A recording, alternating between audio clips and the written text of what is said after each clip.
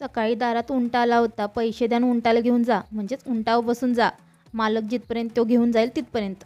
नंतर आज स्वयंपाकाला होती सुट्टी. का ते सांगतेस. कुकर लावाय गेले आणि गॅसच संपला. गॅस तर संपला, पण वेदाचा भात करायचा होता. आता करणार काय? मग शेजाऱ्यांकडूनच भात करून घेऊन आले आणि वेदाला खायला भरवायला घेतलं.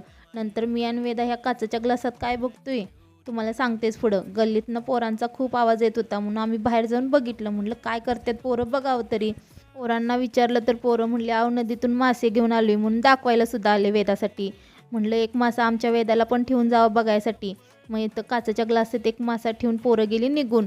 नंतर वेदाचे पप्पा दुपारी येतानाच गॅस घेऊन आले. मग गॅस आणल्या पटकन कुकर लावला. भूक पण खूप लागली होती. म्हटलं आता भात तर व्हायला खूप वेळ लागेल. म्हटलं पटकन असं उपीट करून घ्यावं.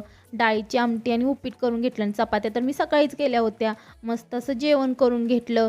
आतासाठी एवढंच. आता भेटू नेक्स्ट व्हिडिओमध्ये. लाईक आणि फॉलो करायला विसरू नका.